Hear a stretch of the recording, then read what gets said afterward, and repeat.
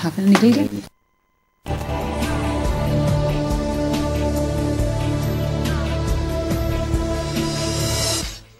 नमस्कार, channel 24 news के इस स्टूडियो में मैं आपकी होस्ट उर्दू शिल्पा मैरी टॉक में एक बार फिर से आपका बहुत बहुत स्वागत करती हूं। आज एक बार फिर मैरी टॉक में हम आपके हेल्थ इश्यूज के बारे में बात करने वाले हैं। आज हम जिस खास चीज के बारे में बात करने वाले हैं वो है आपकी आंखें। आंखों के बारे में आज हम बात करने वाले हैं। आज आंखों के बारे में जो हम बात करने वाले हैं, हम आपको बता दें हमारी लाइफ में हमारी आंखें बहुत इंपॉर्टेंट चीज है, उससे हमारी पूरी जिंदगी चलती है। लेकिन अगर इन्हीं आंखों को लेकर हम लापरवाही बरतते हैं तो कोई ना कोई इशू हमारे रूटीन में जरूर डिस्टर्ब करता है। आज आंखों के बारे में बात करने के लिए जो डॉक्टर हमारे साथ यहाँ स्टूडियो में मौजूद हैं वो है मोहम्मद अनस पठान। आपका सर बहुत बहुत स्वागत है और आप रेटिना सर्जन हैं। एक बार फिर से स्टूडियो में बहुत बहुत स्वागत है। Thank you very much for calling me here only. मेरा नाम डॉक्टर मोहम्मद अनस पठान है। मैंने अपनी post graduation doctor DY Patil university Mumbai से की है। उसके बाद मैंने 2014 में विट्रो रेटिना फेलोशिप की है, super specialization from Mumbai Aditya Jyot eye hospital में। अभी करंटली मैं डॉक्टर कामदार आई हॉस्पिटल में as a vitreo retina consultant surgeon हूँ। सर, आज हम इशू लेकर आए हैं आंखों के बारे में। आंखें हमारी जिंदगी का एक बहुत महत्वपूर्ण हिस्सा है। अगर इसी को नुकसान पहुंच है तो हमारी पूरी लाइफ इस पर डिपेंड करती है कहीं ना कहीं। और अभी जो गर्मी का मौसम चल रहा है, हम उससे शुरुआत करते हैं। इस गर्मी के जो सीजन में सबसे ज्यादा आंखों को बहुत ज्यादा प्रभावित करता है पसीना हो या फिर किसी तरह का इन्फेक्शन। तो उसके लिए क्या देखभाल करनी चाहिए? देखिए, अभी का जो सीजन है, अभी गर्मी जो हाई पीक पे चल रहा है और देखा जाए कि राजस्थान में बहुत ज्यादा गर्मी रहती है और कहीं जो लोगों के उनको प्रॉब्लम भी आता है उसमें। तो उसमें यही ध्यान रखना चाहिए कि आपको अपने गर्मी में सबसे पहले ये ध्यान रखना चाहिए कि अगर आपको कुछ भी होता है, रेडनेस रहता है, जैसे आंख में लाल होना, आंख बनना, खुजली होना, जो स्वेलिंग होता है, या ऐसा लगता है कि सुबह सुबह हम लोग उठ रहे हैं तो ऐसा लगता है पानी आ रहा है आंखों में से, एकदम थोड़ा ब्लर दिखता है, तो उसमें ये रहता है कि थोड़ा ये ध्यान रखना पड़ता है कि आपको जाके तुरंत किसी आंख के डॉक्टर को दिखाना चाहिए।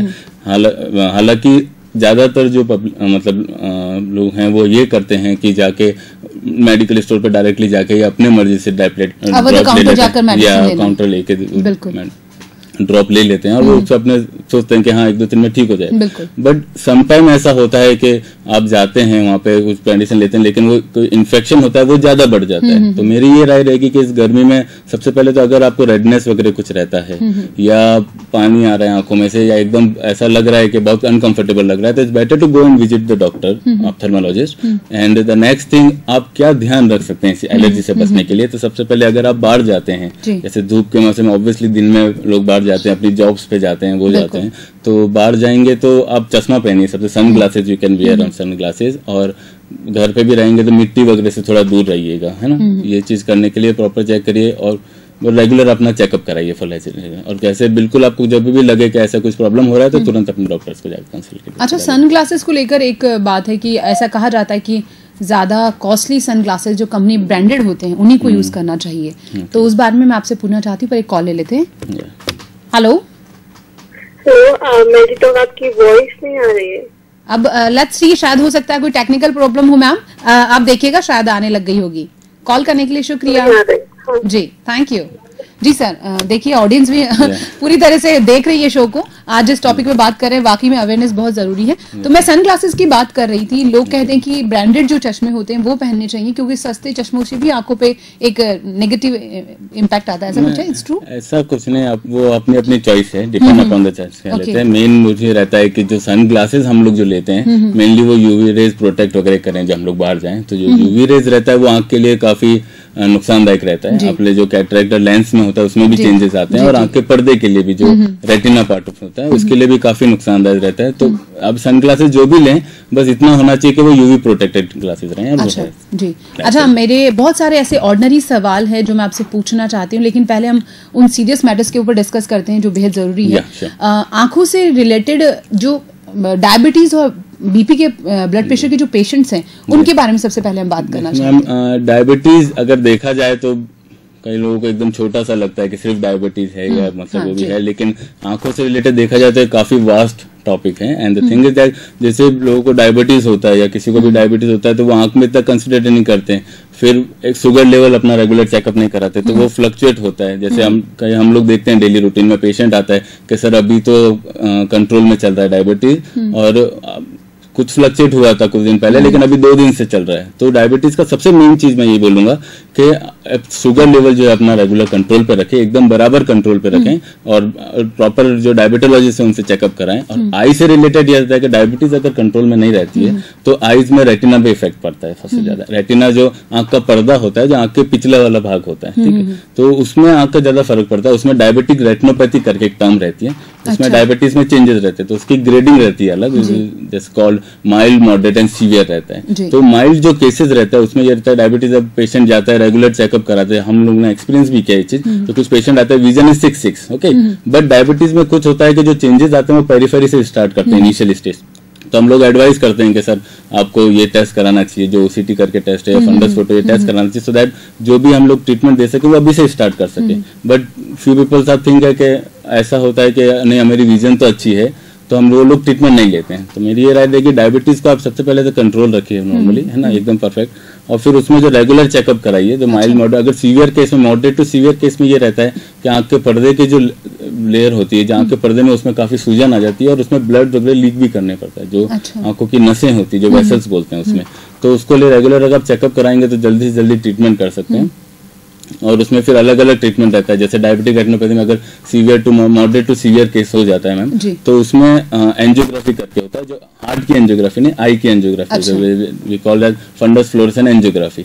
उसमें हाथ में इंजेक्शन देके हम लोग आई के फोटोग्राफ्स वगैरह लेते हैं, तो उसमें ये पता लगता है कि आपका रेटिना कौन सा हेल्दी, आंख का पर्दा कौन सा सही है, कौन सा डायबिटीज की वजह से खराब हुआ, तो उसमें जल्दी से जल्दी हम उसका सुधार कर सकें और उसका ट्रीटमेंट स्टार्ट कर सकें। तो लोगों के लिए मेरे लिए यही होगा, मतलब I just want to say that कि डायबिटीज अगर आपको है तो रेगुलर चेकअप कराइए, ठीक है, और रेगुलर विजिट लीजिए अपने डॉक्टर का, जो डॉक्टर बोले उनका सीरियसली थोड़ा कंसल्ट कीजिए, और मेन अपना शुगर लेवल पे भी कंट्रोल कीजिए, और नॉर्मल अपना रेटिना फंडस फोटोस को। अच्छा, मतलब अगर शुगर लेवल हाई हो जाता है तो आई साइड और ज्यादा वीक होने के चांसेस रहते हैं। Obviously the thing is that only कि अगर जैसे शुगर लेवल हाई होता है आपका, तो अब वही रहता है कि डायबिटीज की जो हेलो हेलो हेलो, हाँ जी सर अपने टीवी का वॉल्यूम कम कर दीजिए प्लीज। जय हिंद। जय हिंद सर, आपका बहुत बहुत स्वागत है हमारे शो में। जी, मैं तेजदान चालन अर्ज कर रहा हूँ, मैं भी मेडिकल डिपार्टमेंट से जुड़ा हुआ हूँ। जी सर। गांधी हॉस्पिटल में नौकरी है मेरी जी, तो 33 साल की सर्विस हो गई है मेरी। जी सर। और डॉक्टर साहब का मैं स्वागत करता हूँ, आपके इस प्रोग्राम का मैं बहुत धन्यवाद देता हूँ कि हमें बहुत शुक्रिया सर। हर सप्ताह किसी डॉक्टर विशेष से जानकारियां मिलती है, और इतनी महत्वपूर्ण जानकारियां मिलती है जो हमारी जिंदगी में काम आती है। Thank you sir. चिकित्सक तो दूसरा भगवान होता है। मैं पहले तो डॉक्टर साहब को सलाम करता हूँ। जय हिंद डॉक्टर साहब। जय हिंद सर, बहुत बहुत शुक्रिया आपने फोन किया सर। सर, मैं गांधी हॉस्पिटल में ही हूँ, आप ही का सहकर्मी हूँ हॉस्पिटल का। जी सर, जी सर। मेरा ये सवाल था सर। Yes sir, sure. कि आंखों की जो नजर का प्रॉब्लम जो होती है जी, उसको आयुर्वेदिक ढंग से समझाया गया था मुझे जी, कि मुंह में पानी भर के सुबह सुबह जी, मटकी का ठंडा पानी मुंह में भर के फुल जी, और आंखों पर पानी ठंडा ठंडा छिड़किए जी, और ऐसा कम से कम 3 या 4 बार ऐसा कीजिए तो आपकी नजर कमजोर नहीं होती है। और एक मैं आपसे डॉक्टर साहब, पठान साहब, ये जानना चाहूंगा जी कि आंखों की एक्सरसाइज के लिए, मैं क्योंकि रंगकर्मी हूँ, कलाकार हूँ, साहित्यकार भी हूँ, तो मैं कभी आंखों को इधर उधर घुमाकर, गोल गोल घुमाकर, ऊपर नीचे घुमाकर, इधर उधर देखकर एक्सरसाइज करता हूँ। क्या ये मेरे लिए फायदेमंद है या सबके लिए फायदेमंद है? इस पर अगर आप जरा रोशनी डालेंगे तो बड़ी खुशी होगी मुझे। धन्यवाद। कॉल करने के लिए शुक्रिया सर। जय हिंद सर। बहुत खूबसूरत सवाल हैं, दोनों ही सवाल अपने आप में बेमिसाल हैं। जी सर। सबसे पहले मैं बहुत बहुत थैंक्स बोलना चाहूँगा सर ने फ़ोन किया उसके लिए, और फर्स्ट ऑफ ऑल यही बोलूँगा कि आँख की अगर वो एक्सरसाइज करते हैं, आँख को इधर उधर घुमाते हैं, या वो एक्स्ट्रा ऑक्यूलर मसल्स का जो मूवमेंट करते हैं, अगर वो करें तो उसमें मसल्स का एक्सरसाइज ही होता है, नुकसान कुछ नहीं है, काफी अच्छा है, ऐसा कुछ नहीं, वो कर सकते हैं, इट्स बेटर अगर वो करें ऐसा, तो कोई दिक्कत नहीं है। और मुंह में पानी भर के, नेक्स्ट क्वेश्चन का ये, मुंह में पानी भर के आँख पे झुटक के, या सिम्टोमेटिकली थोड़ा बहुत इम्प्रूवमेंट हो सकता है, बट ऐसा कुछ आई कांट से, मतलब दैट है कि उससे एकदम इम्प्रूवमेंट, नजर में इम्प्रूवमेंट हो जाएगा वो। एक्चुअली जस्ट ही वांट टू से कि इन आयुर्वेदा ऐसा काफी बार बताया बताया जाता है, सजेस्ट किया जाता है एक तरह से कि भाई आप मुंह में पानी लेकर कुल्ला कर या मुंह में पानी भरकर मुंह धोते हैं, आंखों को धोते हैं, तो इससे एक बहुत अच्छा पॉजिटिव रिजल्ट मिलता है। तो वो जानना चाह रहे थे कि कॉन्सेप्ट सही है कि ये पेशेंट का थोड़ा ये फीलिंग रहता है कि हाँ ये करके थोड़ा ठंडा मिलता है, तो सिम्टोमेटिकली उनको थोड़ा इम्प्रूवमेंट लगता है कि हाँ थोड़ा अच्छा हुआ, बट ऐसी कोई बात प्रूवन नहीं है अच्छा साइंटिफिकली कि ऐसा मतलब ऐसा करने से नजर में इम्प्रूवमेंट रहता है। अच्छा, तो मेरा ख्याल ये रहेगा कि अगर आपको नजर में थोड़ा बहुत ऐसा लगता है कि मेरे इम्प्रूवमेंट नहीं हो रहा है या थोड़ा धुंधला दिख रहा है, it's better to go to the hospital and एक बार अपना आंख के चश्मे का नंबर चेक कराएं और आंख का पर्दा चेक कराएं if they are diabetics and all. Okay अच्छा, हम डायबिटीज पेशेंट्स की बात कर रहे हैं। आपने बोला कि जो डायबिटीज पेशेंट है, अगर डायबिटीज इंक्रीज होती है तो आई साइड में भी इश्यूज आएंगे। क्या ये डायबिटीज जब हेरिडिटी से होती है तो इसी तरह आई साइड भी क्या हेरिडिटी से होती है? सही, कॉल ले लेते हैं। हेलो हेलो, नमस्ते। मैं ये जानना चाह रहा था, ये मैंने चूल्हे से करवाया तो। माफ कीजिएगा, आप पहले तो अपने टीवी का वॉल्यूम कम कीजिए। चूल्हे से करवाया है तो मेरे को ये जानना था कि अभी फ्यूचर में इसमें मतलब कभी टैक्स नहीं लगेगा या कुछ ऐसा कोई जरूरत नहीं पड़ेगी, क्योंकि वो चूल्हे से एडवांस वाला मतलब करवाया है, तो ये क्या सही है? मतलब चश्मा हटाने के लिए लंबा था और आगे बढ़े नहीं और फ्यूचर में टैक्स नहीं लगे, तो ये क्या सही है?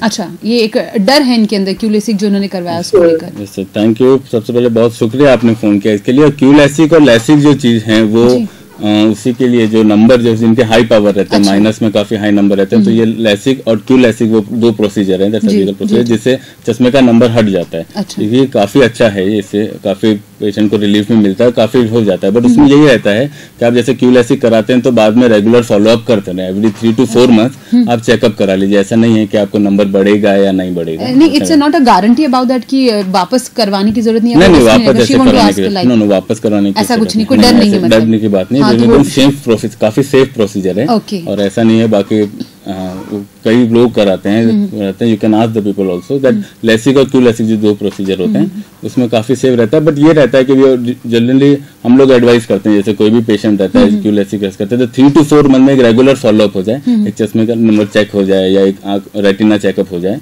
वो करते हैं। क्योंकि उनका actually the thing is that उनका जब हाई पावर रहता है, राइट, मतलब ज्यादा आंखों की नजर कमजोर होती है, ज्यादा कमजोर रहती है, हाई पावर रहता है, माइनस में रहेगा अराउंड नंबर, तो उसमें वो रहता है कि जैसे क्यूलेसिक तो कराए हैं उन्होंने, ठीक है। द थिंग इज दैट उनका जो नॉर्मल जो रहते हैं उनसे थोड़ा आंख का पर्दा हल्का सा कमजोर रहता है, दैट मायोपिया जिसको बोलते हैं हम लोग, ठीक है। तो मायोपिया में ये रहता है कि रेटिना जो चेकअप होता है, रेगुलर चेकअप आप कराएंगे तो ज्यादा सेफली रहता है कि हाँ जो नॉर्मल वीक पॉइंट्स जो डेवलप होते हैं तो उनको हम लोग जल्दी जांच करके उसका जल्दी से जल्दी ट्रीटमेंट कर सकते हैं, दैट्स इट। तो डॉक्टर विल सजेस्ट यू कि जैसे आप ये क्यूलेसिक करवाइए, या फिर पेशेंट की डिमांड ही होती है कि नहीं मेरी आईसाइट बहुत ज्यादा कमजोर, ऐसा क्या?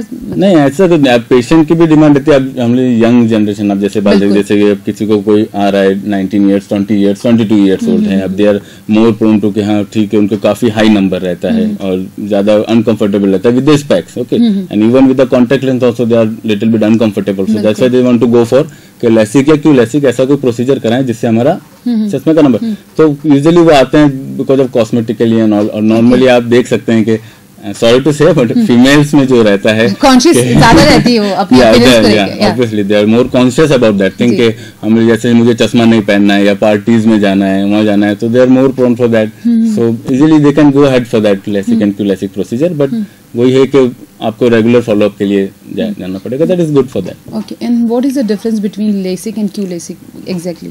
सर मैं just a surgical procedure and steps and all and nothing. अच्छा, ऐसा।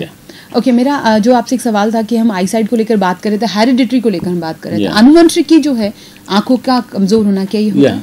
हेरिडिटी के काफी कॉजेज रहते हैं, काफी डिजीज रहती है जो हेरिडिटी है। जैसे कि हम लोग बात कर लें, जैसे बच्चा जब बर्न होता है वो बॉर्न होता है, तो हम लोग उनका रेगुलर आई चेकअप करते हैं। अच्छा। और यूजुअली मेरे हिसाब से देखा जाए तो जैसे अगर आपका कोई भी घर में या बच्चा न्यू बॉर्न बेबी हुआ है या कोई भी होता है तो इट्स बेटर के 1 महीने के अंदर अंदर आप उनका आई का चेकअप करा लें, प्रॉपर ऑफ्थेल्मोलॉजिस्ट से चेकअप कराएं। वो ऐसा क्यों? क्योंकि कई बार होता है प्रीमेच्योर बेबी वगैरह होते हैं, ठीक है, तो उसमें एक कंडीशन होता है रेटिनोपैथी और प्रीमेच्योरिटी जो होता है, तो उसमें जो आंखों की जो आंख के पर्दे की जो वेसल्स रहती हैं, आंख के पर्दे की वेसल वो प्रॉपर डेवलप नहीं हो पाती, जो प्रॉपर 9 months में होनी चाहिए वो प्रॉपर नहीं हो पाती, तो उसकी वजह से चेकअप करा लीजिए ताकि अगर कुछ उसमें प्रॉब्लम रहता है तो उसका जल्दी हम लोग ट्रीटमेंट कर सकते हैं, क्योंकि 1 महीने बाद जो बर्थ होने के 1 महीने बाद वो प्रॉपर डेवलप हो जाता है, या जितना होता है वो उतना ही रुक जाता है, तो उससे आगे नहीं हो पाता, तो वो हम लोग उसका जल्दी से जल्दी ट्रीटमेंट करा सकते हैं। और हेरिडिटी के बन रही होगा कि जैसे आप देख सकते हैं जब कुछ डिजीज रहती है, जैसे एग्जाम्पल में लेता हूँ रेटिनाइटिस पिगमेंटोसा करके एक बीमारी होती है, जिसमें ये रहता है कि बचपन से बच्चों को रहता है, या ऐसा रहता है एडल्ट्स को भी, कि आप दिन में आपको अच्छा दिखता है, आपके आंख के पर्दे में 2 सेल्स रहते हैं जिसको कोन्स ऑन रॉड्स बोलते हैं, तो रेटिनाइटिस पिगमेंटोसा में ये प्रॉब्लम रहता है कि आपको है ना रात में नहीं दिखता। तो कई बार बच्चे होते हैं, अपने घर में भी होते हैं, या कई लोग देखते भी हैं कि अपने फैमिली मेंबर्स में कभी होता है कि वो दिन में एकदम अच्छे से खेलते हैं, करते हैं, आराम से रहते हैं, बट रात में होते हैं उनको थोड़ा अनकंफर्टेबल से फील होता है कि मुझे रात में नहीं दिख रहा है, वो नहीं दिख रहा, तो वो नाइट ब्लाइंडनेस होता है, जेनेटिक डिजीज होती है। तो उसमें आपको वही चीज जेनेटिक डिजीज का रहता है, उसमें रेगुलर एक बार चेकअप करा लेना चाहिए कि क्या है क्या नहीं है। मेरा एक और सवाल है, जब हम घर पे रहते हैं कभी कभी अनफॉर्चुनेटली एक्सीडेंटल केसेस हो जाते हैं जब हमारी आंखों को नुकसान पहुंच जाता है, या फिर अगर देखा जाए दिवाली पे पटाखे चलाते वक्त, या फिर घर में कोई नुकीली चीज लग जाए, या फिर कभी हाथ से हट जाए, कुछ भी एक्सीडेंटल केसेस में एक फर्स्ट एड जो होता है वो आंखों के मामले में क्या दिया जाना चाहिए? देखिए, आंखों के मामले में सबसे पहले तो मैं यही बोलूंगा कि आपके घर में अगर कोई भी फंक्शन हो रहा है या कुछ भी है, बच्चे खेलते हैं या कुछ भी होता है, तो सबसे पहले अपनी आंखों का एकदम ध्यान रखना चाहिए। Keep a distance from these kind of risks, mostly during the Diwali and Holi period, because Diwali और होली पीरियड में ये काफी ज्यादा इंसिडेंट्स पाए जाते हैं कि पटाखे छोड़ देते हैं, बच्चे की आंख में लग गया, नॉट इवन बच्चे के बड़ों की भी आंख में लग जाता है ना। और होली में भी कई बार मतलब रह जाते हैं कि हाँ मस्ती कर रहे हैं फ्रेंड्स के साथ है, वो एवरीवन डज दैट, तो उसमें थोड़ा बहुत ध्यान रखना पड़ता है कि आपके आंख में कचरा ना चला जाए, क्योंकि उसमें कॉर्नियल अल्सर एक चीज का होता है, कॉर्नियल वो होने के ज्यादा चांसेस रहते हैं। दिवाली पे परफोरेट इंजरी हो जाता है, जैसे एक्सीडेंटल भी हो जाता है, तो उसमें सबसे पहले ये ध्यान रखें, सबसे पहले आप सेफ रहें, उनसे दूर रहें उस चीज से। Whenever you using your firing that any fireworks and all, तो उसमें आप थोड़ा या तो ग्लास पहने, प्लेन ग्लासेस, या थोड़ा दूर रह के डिस्टेंस मेंटेन करके रहें। और बच्चे भी अगर घर में करते हैं तो उनका ध्यान रखिए। और इनकेस अगर ऐसा कुछ लगता है तो तुरंत आप सबसे पहले, ऐसा नहीं कि घर में ही कोई इलाज करते हैं कि ठंडा पानी डाल दें या ऐसा कोई जनरल सा कोई ऑइंटमेंट डाल दें, प्लीज ऐसा कभी मत करिएगा। आप तुरंत सबसे पहले हॉस्पिटल जाइएगा। अपने यहाँ जोधपुर में काफी फैसिलिटीज भी हैं काफी हॉस्पिटल्स में कि ये तुरंत इसका इलाज होता है, 24 आवर्स भी फैसिलिटीज हैं, तो वहाँ पे आप जाके तुरंत आके दिखाइएगा क्या परफोरेटिंग है, तो उसके अकॉर्डिंग आगे प्रोसीड करते हैं कि उसका क्या सर्जरी करना है या क्या ऑपरेट करना है, किससे। तो इज इट ट्रू कि कहा जाता है कि अगर आंखों में कचरा गिर गया तो आप आंखों को रब मत करिए, उससे आंखों को नुकसान पहुंचता है? डेफिनेटली, कभी भी जब भी आपकी आंखों में कचरा रहता है रब मत कीजिए। रब से ये होता है कि जो अपने आईलिड रहती है, आईलिड के अंदर लेयर रहती है, और जो कॉर्निया रहता है काफी सेंसिटिव पार्ट रहता है, ये जो ट्रांसपेरेंट जो हम लोग काला काला जो देखते हैं, उसमें ये रहता है कि कभी आप उसको रब मत करिए। रब करने से वो उसमें डिस्टर्ब होता है और ज्यादा वो। और एक कॉल आ गया सर। Yes sir. हेलो। हाँ नमस्कार मैडम। नमस्ते सर, आपका शो में बहुत बहुत स्वागत है। जी सर। मैं पुणे वापस आ रहा हूँ, तेजान चार में कर रहा हूँ। मैं एक कोई निवेदन कर रहा था आपसे जी कि आपके इसमें बड़ा डिस्टर्बेंस आ रहा है। डॉक्टर साहब की आवाज जो है जी, जो जवाब था वो मैं सुन ही नहीं पाया, बार बार डिस्टर्बेंस आ रहा है। तो ठीक है सर, आप होल्ड कीजिए, हम आप लाइन पे रहिए, आप जवाब सुन लीजिए ताकि अगर आपको कोई टेक्निकल प्रॉब्लम की शिकायत हो वो ना रहे। मुझे डॉक्टर साहब से एक सवाल और भी पूछना था। जी सर। डॉक्टर साहब, मेरी एक पोती है जी, उसकी एक जो आंख है कभी कभी मतलब यूं ऐसा लगता है कि जैसे कोई बॉडी देख रहे हो, या हल्की सी कभी कभी लगता है, मतलब जी, ऐसा नहीं कि रेगुलर लगता हो, लेकिन कभी कभी लगता है। तो इसके लिए मैं भूल गया था, जरूरी तो सवाल यही था आज मेरे लिए, तो मैं भूल गया था। आप जरा इसका बताएं कि ये कभी कभी जो नजर आता है, इसके लिए हमें क्या करना चाहिए और इसके लिए क्या राय है आप? धन्यवाद सर, जय हिंद। ये अगर दूसरे शब्दों में भंगापन जो कहते हो, क्या वो यही है? जिसको बोलते हैं, ये सीरियस टॉपिक वाकई में इन्होंने बहुत अच्छा सवाल पूछा है। स्क्विंट जो बता रहे हैं अपनी ग्रैंड डॉटर को, जो कभी कभी दिखता है, कई पेशेंट में ऐसा रहता है, उनको परमानेंट भी रहता है, बहुत ज्यादा स्क्विंट रहता है। तो उसमें जो मसल्स होती है अपनी एक्स्ट्राओकुलर मसल, जो आई के मसल्स होती है, 6 मसल्स होते हैं, सो उनकी जो मसल्स होती है, कुछ मसल्स का अंडर एक्शन रहता है, वो कम काम करती है, कुछ का ओवर एक्शन करता है। तो अगर आपके जैसे सर के ग्रैंड डॉटर को है, और या घर पे किसी को भी ऐसे तिरछापन या भेंगापन दिखता है, तो आपको तुरंत वहां पे जाके उसका स्किन रिवॉल्यूशन हम लोग बोलते हैं, उसका पूरा प्रॉपर जांच होता है, हर मसल्स का एक्शन देखा जाता है, कौन सी मसल कितना काम कर रही है, उसके अकॉर्डिंग जो स्किन सर्जन रहते हैं, जैसे अलग अलग आई डिपार्टमेंट में भी अलग अलग सुपर स्पेशलाइज्ड डॉक्टर होते हैं, तो स्किन के भी अलग सर्जन होते हैं, तो वो लोग उसको प्रॉपर उसका स्किन का इवोल्यूशन करते हैं कि किस तरीके का क्या है, तो उसके अकॉर्डिंग आप लोग उसमें सर्जरी कर सकते हैं।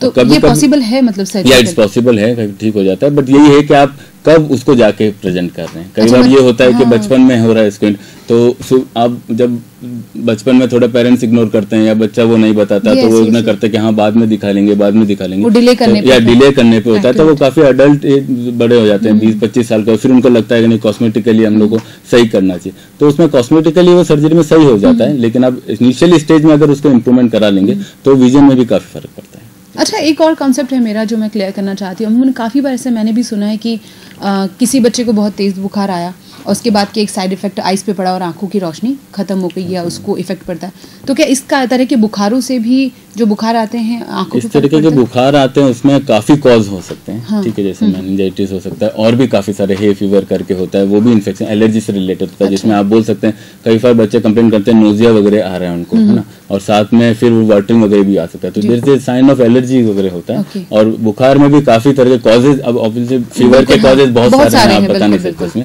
तो उसमें काफी कॉजेज रहते हैं, कुछ कॉजेज ऐसे कुछ कॉजेज ऐसे रहते हैं जो ऑप्टिक नर्व जो नर्स होती है अपनी आंख पे उसमें कंप्रेशन डालते हैं, उसका इफेक्ट पड़ सकता है, तो जो नजर एकदम जो गायब हो जाती है वो ऑप्टिक नर्व की वजह से होती है, उस पर कंप्रेशन पड़ जाता है तो उसका एकदम हो जाता है, या ऑप्टिक एट्रोपी जिसका हम लोग कंडीशन बोलते हैं, जिसमें बोलते हैं एकदम पेल हो जाना है, तो वो कुछ कंडीशन रहती है कि जिसमें हो जाता है, तो इस बेटर अगर आपके घर पे अगर बच्चा है या कोई भी है उनको फीवर वगैरह हो रहा है या ऐसा कुछ बुखार वगैरह कुछ प्रॉब्लम हो रहा है और वो ऐसा कंप्लेंट कर रहे हैं कि भाई मुझे दिखने में कुछ प्रॉब्लम हो रहा है या कुछ ब्लडनेस दिख रहा है, तो आप तुरंत जाके एक बार चेक करा लीजिए।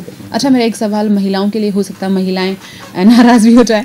देखिए, हम लोग आज के ज़माने में जी रहे हैं और जैसे अभी हमने बात की थी, we are so conscious about our personality, हम लोग कॉस्मेटिक्स बहुत यूज़ करते हैं और हमारा फर्स्ट जो इम्पैक्ट होता है हमारे आइज पे ही होता है, तो हम सबसे ज़्यादा मेकअप अपनी आइज पे करते हैं, बहुत सारे कॉस्मेटिक्स यूज़ करते हैं, और घर में भी जो न्यूबॉर्न बेबीज होते हैं उनको काजल लगाना एक ऐसा कस्टम चलता आ रहा है।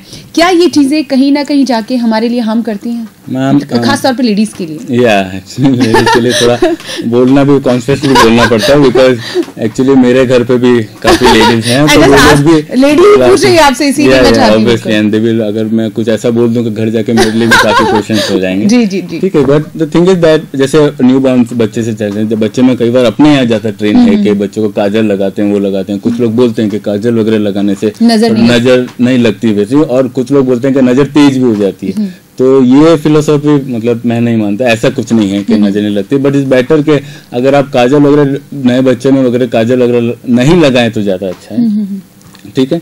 और ऐसे कॉस्मेटिकली जो फीमेल्स वगैरह जो पार्टीज वगैरह में जाते हैं तो occasionally you can put on Kajal and makeup and all, but continuously ज्यादा लगाने से वो एक एलर्जन जैसे एक्ट करता है आंखों में, एवरीथिंग बैड। और जो काजल वगैरह अगर आप एक्सेस में लगाएंगे या कंटिन्यूअसली लगा रहे हैं तो जो अंदर जो अपने जाएगा, जो बॉडी जो अपना रिएक्ट करेगी, जो अपने अंदर आई के में अंदर सेल्स होते हैं जो कंजक्टिवा वगैरह लेयर है, तो उसमें जब वो सेल्स रिएक्ट करेगा वो भी एक एलर्जन फॉरेन बॉडी जैसे लेगा उसको, तो अपना उसमें रिएक्शंस होने के ज्यादा चांसेस रहते हैं, जैसे लाल हो जाना, पानी आ जाना। जैसे आप बोल सकते हैं जैसे कॉन्टेक्ट लेंस में आप बात करें, जैसे कॉन्टेक्ट लेंस कई लोग लगाते हैं, कई जिनका हाई नंबर रहता है, दे मोर प्रेफरेबल के चश्मे से उनको कंफर्टेबल नहीं दिखता है तो वो कॉन्टेक्ट लेंस लगा लेते हैं। तो कॉन्टेक्ट लेंस वालों को जो यूज करते हैं उनके लिए मैं बोल रहा हूँ वो भी ध्यान रखें कि रेगुलर अपने कॉन्टेक्ट लेंस वॉश करें, आई वॉशेस करें, और थोड़े भी अगर ऐसे साइंस दिखें कि लाल हो रहा है, बहुत ज्यादा पानी आ रहा है, या ऐसे ठीक हल्का सा गाढ़ा गाढ़ा सा डिस्चार्ज जैसे लगता है, जो जैसे कोई बोलते हैं कि भाई बड़ा बड़ा डिस्चार्ज आ रहा है या ऐसे पानी निकल रहा है आंख में से, तो आपको तुरंत जाके सबसे पहले कॉन्टेक्ट लेंस हटा देने चाहिए, वापस नहीं लगाने चाहिए, और तुरंत जाके डॉक्टर को दिखा के देना चाहिए। जब तक वो इन्फेक्शन कंट्रोल नहीं हो जाए जब तक कॉन्टेक्ट लेंस यूज नहीं करना चाहिए। और कॉन्टेक्ट लेंस की बात है, जैसे अगर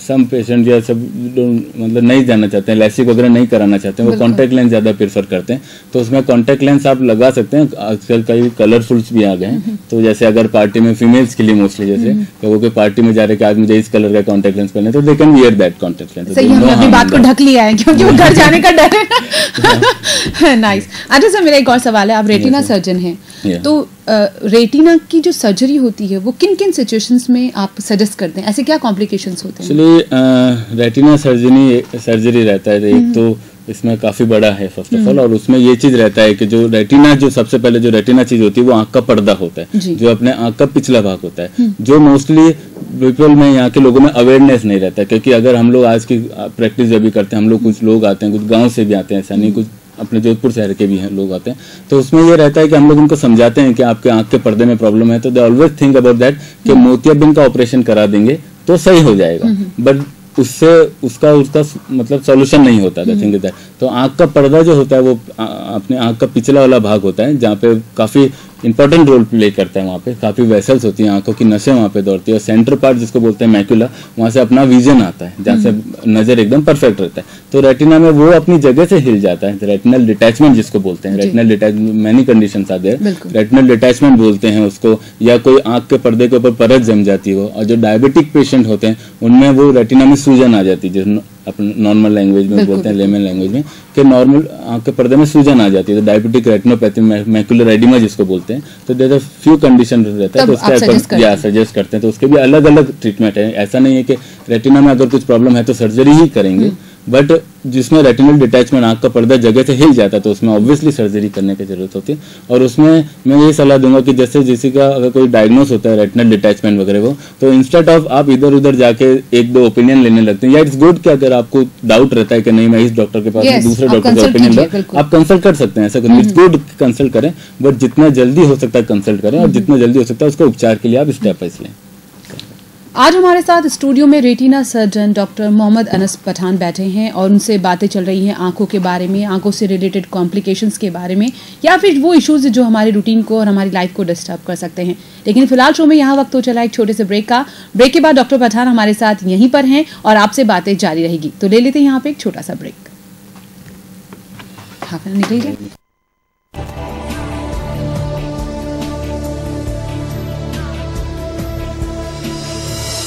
इंडियन हिस्ट्री में पहली बार डेन का डिजिटली महाअवतार अब आपके मोबाइल में होगा मनोरंजन का अनोखा संसार। गूगल प्ले स्टोर या iOS से डेन टीवी प्लस डाउनलोड करें और अपने मोबाइल को बनाएं चलता फिरता ऑन डिमांड टीवी। ढेर सारे channels, movie on demand, non stop news and music means full entertainment, कुछ भी कहीं भी। जब आपके मोबाइल में होगा डेन टीवी प्लस, फिर तो ऐश ही ऐश है बस।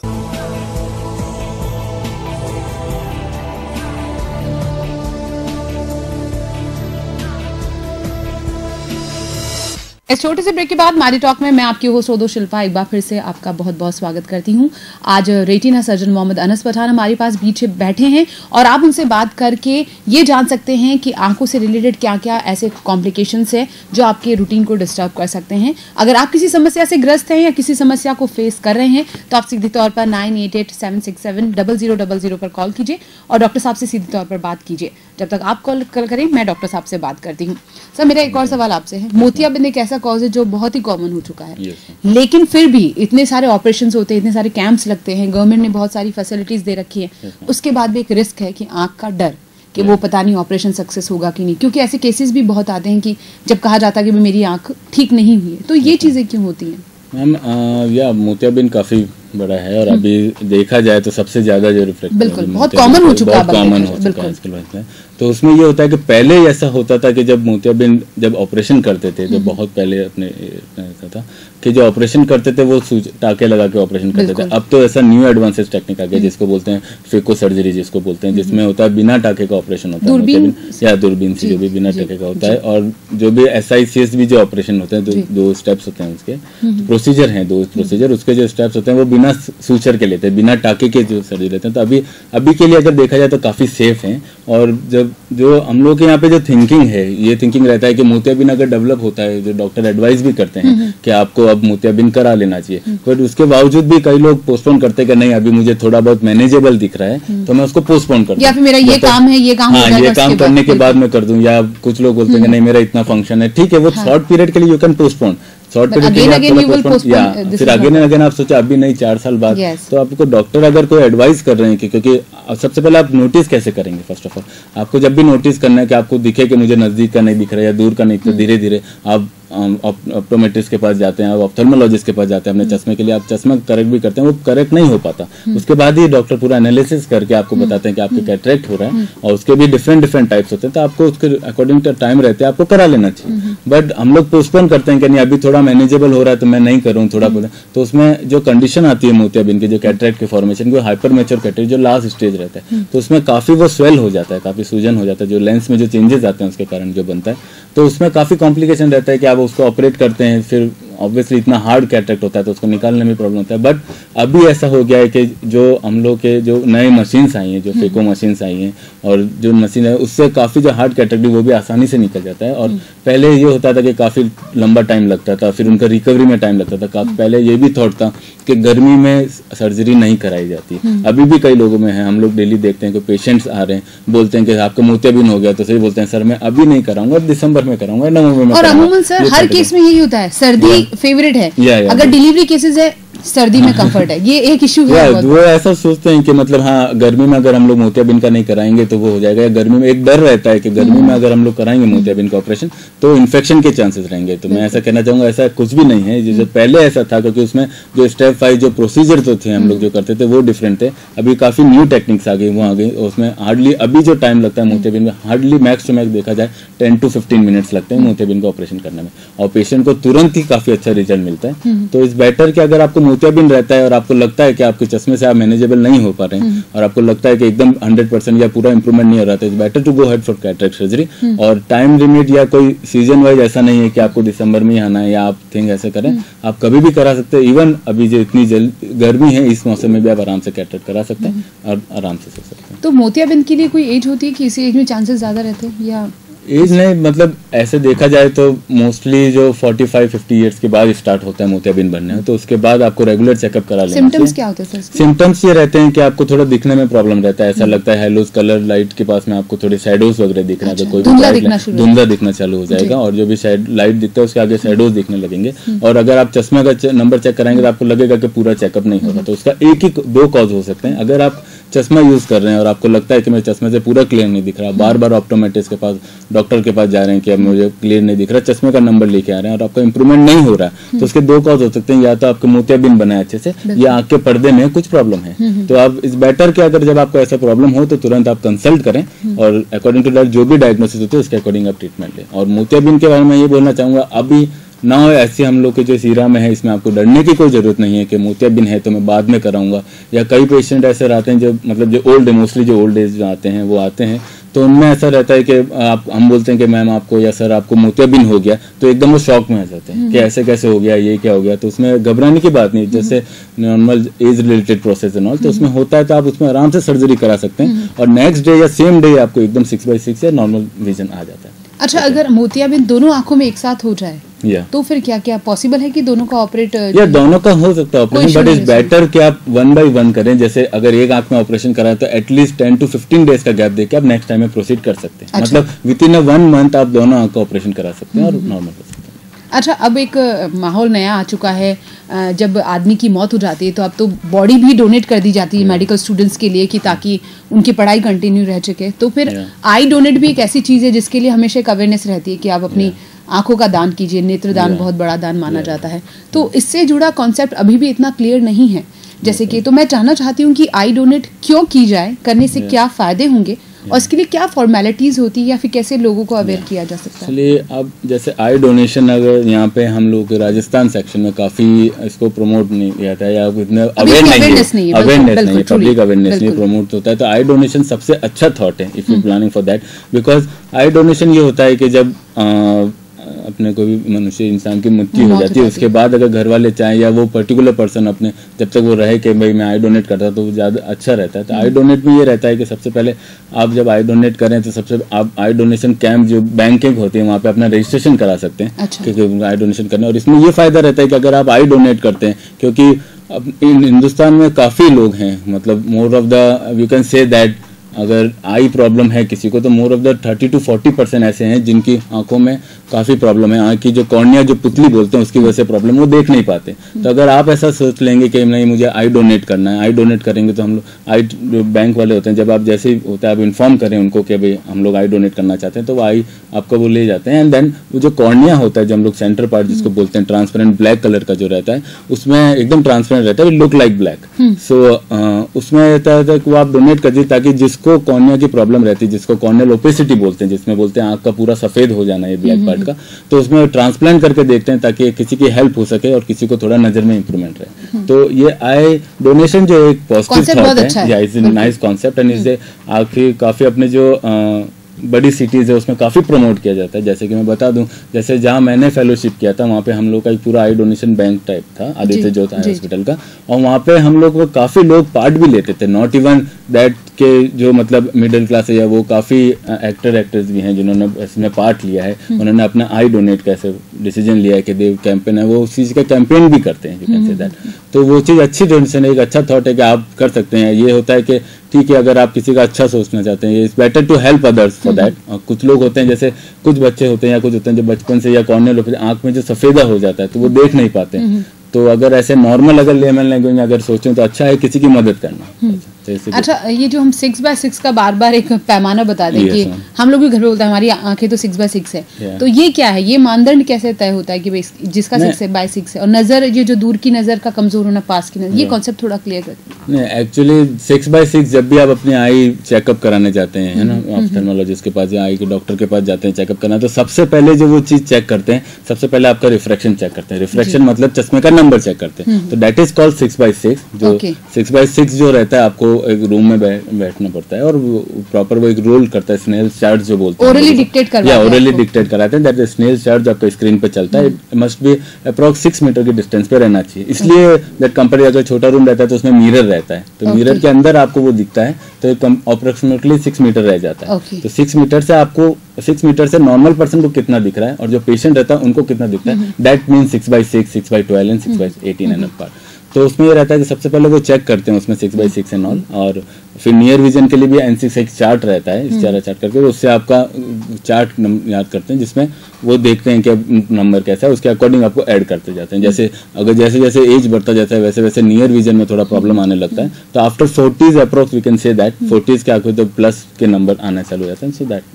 और जिनकी आंखें वीक रहती है, जैसे बचपन में अगर जैसे बच्चे रहते हैं जो चाइल्ड रहते हैं, वो रहते हैं, जैसे वी कैन से आजकल के जनरेशन में gadgets, you can say that, gadgets, computer जिसको बोलते हैं, या टीवी। और बच्चों में ये रहता है कि जैसे बच्चे सुबह उठते हैं, आजकल छुट्टी का तो आप देखेंगे अभी जो वेकेशन है, ठीक है गर्मी है, आई कैन अंडरस्टैंड दैट, गर्मी है काफी, बच्चे बाहर नहीं जाते, लेकिन आज देखेंगे अभी छुट्टी भी है, बच्चे घर में है, तो सुबह जैसे ही वो उठते हैं, सीधा उठते हैं, मॉम का फोन ले लिया, डैड का फोन ले लिया, ब्रदर्स अपने सिबलिंग्स का फोन ले लिया, या खुद का भी फोन ले लिया। आजकल तो outdoor not, indoor. That is ये वो होता है कि गैजेट्स में कंटिन्यूसली वर्कअप करते हैं, तो उसमें काफी आंखों पे फर्क पड़ता है ना, उनके विजन में प्रॉब्लम रहता है, जो अकोमोडेशन पावर है उसमें प्रॉब्लम रहता है। तो मैं ये बोलना चाहूंगा कि उस पर थोड़ा ध्यान दीजिए आप, और गैजेट्स वगैरह यूज करने पर इतना ज्यादा यूज नहीं कीजिए। घर में भी होता है, बच्चे बैठते हैं काफी क्लोज होके बैठते हैं, इवन अब फ्रैंकली स्पीकिंग मेरे घर में भी मेरे नेफ्यूज वगैरह हैं, तो मैं भी उनको एडवाइस करता हूँ कि थोड़ा गैजेट वगैरह कम यूज करें, क्योंकि दे आर आस्किंग कि हाँ डैड ये चीज हो गया, आप टैबलेट दिला दीजिए और वो दिला दीजिए। ऑब्वियसली बच्चे हैं, हम लोग केयर करते हैं, ऑब्वियसली उनकी हर ख्वाहिश पूरी करना चाहेंगे हम लोग, तो वो करते हैं, बट थोड़ा हम लोग को उसका आई केयर भी रखना चाहिए ध्यान में कि अगर गैजेट यूज कर रहे हैं तो ठीक है, आप थोड़ा लिमिटेड टाइम के लिए दीजिए, और ज्यादा आउटडोर पे भी प्रेफर कीजिए, क्योंकि अगर आउटडोर खेलेंगे तो normal not belong according the I, but proper health भी उनका मेंटेन रहेगा। बिकॉज कई बच्चे रहते हैं, अब वो कंटिन्यूसली कंप्यूटर पे काम कर रहे हैं, राइट, तो कंप्यूटर पे काम कर रहे हैं, लैपटॉप पे देखते हैं, मूवीज देखते हैं, या गैजेट टैबलेट पे देखते हैं, तो एक तो सबसे पहले आई इफेक्ट करता है उनका। एक तो बच्चे आंखें भी नहीं झपकाते, तो उसकी वजह से ड्राई आईज हो जाता है। तो जो आंखों में अपने टीयर फिल्म बनता है, जो आंसू जिसको बोलते हैं, वो नॉर्मल सिक्रेशन जो होता है उसका वो कम होना हो जाता है, क्योंकि जब हम लोग ब्लिंक करते हैं आईज को, तब उसका फॉर्मेशन होता है, वो पूरा टीयर फिल्म जो आई पे स्प्रेड करता है, तो जहाँ पे जो भी पार्टिकल्स वगैरह होते हैं उसको वो साइड में निकाल देता है। लेकिन जब हम कंटिन्यूसली गैजेट यूज करते हैं तो वो ब्लिंक करना बंद हो जाता है, काफी उसकी फ्रिक्वेंसी काफी कम हो जाती है, तो उसके कारण ड्राई आइज कॉज हो सकता है। और नॉर्मली जब हम लोग कंटिन्यूसली गैजेट यूज करेंगे या कंप्यूटर यूज करेंगे, नॉर्मली काफी लंबे ड्यूरेशन तक करते हैं, तो उसमें और भी काफी प्रॉब्लम हो जाती है। जैसे पोस्चर में प्रॉब्लम हो जाती है, एक ही नॉर्मल पोजीशन पे, एक पोजीशन पे बैठ के आप कंटिन्यूसली यूज कर रहे हैं तो बैक पेन होता है, शोल्डर पेन होता है। और एक होता है एस्थेनोफिया जिसको बोलते हैं। एस्थेनोफिया थिंग आंखों का थकना होता है, आंखों में दर्द होना लगता है, भारीपन लगता है, दिस इज कॉल्ड एस्थेनोफिया सिम्टम। तो वो जब डेवलप होता है नॉर्मल प्रोलॉन्ग यूज करने पे तो वो रहता है। तो जो कंप्यूटर विजन सिंड्रोम होता है, जो कंप्यूटर विजन में होता है, कोई ऑफिस वर्कर जो रहते हैं, जो ऑफिस में जाते हैं कंटिन्यूसली, जिनका 8 to 9 आवर्स या 7 आवर्स कंटिन्यूसली कंप्यूटर पे काम करते हैं, तो उनको मैं दूंगा एक रूल होता है 20 follow the rule of 20 rule follow. उसमें ये रहता है कि आप जब भी एवरी 20 मिनट बाद 20 सेकंड के लिए कोई 20 फीट पे या दूरी चीज देखिए। That's why we call 20-20 rule. Okay, तो इस call the follow the 20 rule and इस 20 rule is good for that. जैसे आप कंटिन्यूसली 20 मिनट या 25 मिनट तक आप कंटिन्यूसली कंप्यूटर पे काम कर रहे हैं, तो इट्स बेटर कि फिर 20 सेकंड के लिए आप या तो 20 फीट दूरी देखिए या मतलब कोई भी डिस्टेंस पार्ट को देखिए, ताकि उससे ये होता है कि आंखों का ब्लिंक होना भी हो जाता है, वो टीयर फिल्म का फॉर्मेशन भी हो जाता है नॉर्मली, और आपकी जो मसल्स रहती है जो नियर विजन को देखने होती है उसमें थोड़ा रिलैक्सेशन भी होता है, तो काफी हेल्पफुल होता है। तो उसमें काफी प्रॉब्लम सॉल्व हो जाती है नॉर्मल। और आपकी जो पोस्चर होता है वो आप 20 सेकंड के लिए आप पोस्चर भी चेंज कर सकते हैं थोड़ा। अगर आप कंप्यूटर पे ऑफिस पे रेगुलर काम कर रहे हैं तो ठीक है, आधे मिनट के लिए आप फॉर 30 सेकंड्स आप थोड़ा घूम के वापस अपनी जगह पे आ सकते हैं, तो उसमें काफी रिलीफ मिलता है और काफी इंप्रूवमेंट भी होता है। अच्छा, कुछ छोटे छोटे कॉन्सेप्ट है, जैसे कि घर पे टीवी लगाया जाए तो उसका जो लगाने का हाइट है वो आपके इक्वल होना चाहिए, आपकी सिटिंग अरेंजमेंट के अलावा अकॉर्डिंग होना चाहिए। ज़्यादा हाइट पे लगाने से बच्चों का आई कांटेक्ट जो टीवी के साथ है वो डिस्टर्ब होता है, उनकी आई साइड पे इफेक्ट आता है। या लेट के टीवी मत देखिए, या लाइट ऑफ करके टीवी मत देखिए। ये कॉन्सेप्ट वाकई में आंखों को नुकसान ये चीज अच्छा रहता है कि अगर आप घर पे टीवी लगा रहे हैं तो एक पर्टिकुलर मिनिमम डिस्टेंस आप बना के रखिए अच्छे खासे। एकदम बच्चा अगर टीवी के एकदम पास में बैठा है या 1 मीटर या 2 मीटर के डिस्टेंस पे भी रहता है तो वो उनके के लिए काफी हानिकारक रहता है। तो थोड़ा डिस्टेंस बना के रखना पड़ता है उस पर, रखना चाहिए बैठ। और टीवी जब आप लगाते हैं तो ठीक है, जो सीटिंग आपका अरेंजमेंट जो भी रहता है उसके पैरेलल में अगर रखेंगे तो काफी कंफर्टेबल रहेगा। और लाइट की बात है तो ऑब्वियसली कभी आप लाइट बंद करके टीवी चला के मत देखिए, तो क्योंकि उसकी लाइट्स जो रहती है काफी, जो उसका रिफ्लेक्स आता है टीवी की लाइट से वो काफी अपने आंख में डायरेक्ट जाता है। और अंधेरे में क्या होता है, जब लाइट ऑफ करते हैं तो अंधेरे में हम लोग का जो प्यूपिल रहता है, जो कॉर्निया के वाला पाल है जहाँ से हम लोग को सेंट्रल विजन आता है, तो वो क्या डायलेट हो जाता है। ये नॉर्मल फिनोमिना है। कहीं भी अगर आप धूप में जाएंगे, धूप से अगर आप अंधेरे में जाएंगे तो थोड़ा बहुत आपको अजीब सा लगता है, फिर वो डायलेट हो जाता है पीपल। आप आपको लगता है कि यार मुझे अच्छे से दिख नहीं रहा है या ब्लैक स्पॉट दिख रहा है, दैट इज कॉल्ड। तो उसमें जो फिजियोलॉजिकल चेंजेस आते हैं तो पीपल डायलेट हो जाता है, तो उसमें रेज ज्यादा अंदर जाती है, तो वो थोड़ा आपके आंखों के लिए हानिकारक रहता है।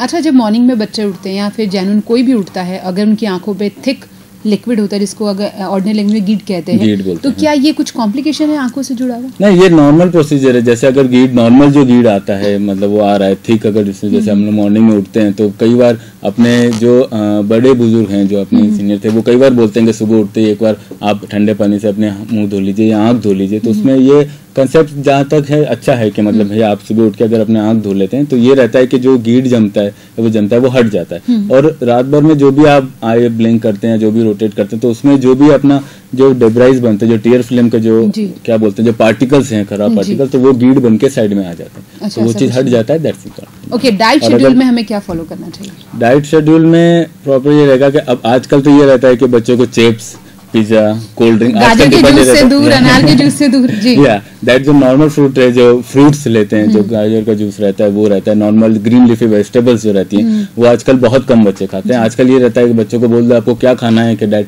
पिज्जा मंगवा दो, मॉम पिज्जा बना दीजिए, मॉम बर्गर ले दीजिए। और आजकल ये देखा गया है कि सुबह उठ के अगर छुट्टी का मौसम, हाँ सुबह कोल्ड ड्रिंक पी रहे हैं, शाम को दिन होता है कि कई फैमिलीज कंसिडर करती हैं कि नहीं दिन में जूस पीना चाहिए, वो करना है, कई लोग करते हैं, बट मोस्ट ऑफ द ये फेस करने को मिलता है कि कोल्ड ड्रिंक पी रहे हैं, सुबह उठ रहे हैं तब भी कोल्ड ड्रिंक पी रहे हैं, थिंक इज दैट।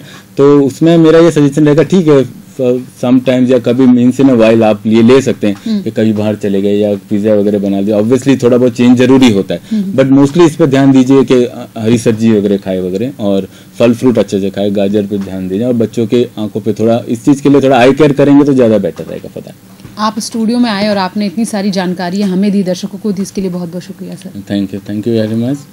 आज हमारे साथ स्टूडियो में मोहम्मद अनस पठान थे। आप रेटिना सर्जन थे और उन्होंने आंखों के बारे में काफ़ी सारी बातें की, बहुत सारी जानकारियां आपको भी दी, दर्शकों ने भी कॉल किया और उनको भी जवाब दिए और उनकी जो कंफ्यूजन थी उनको क्लियर करने की कोशिश की।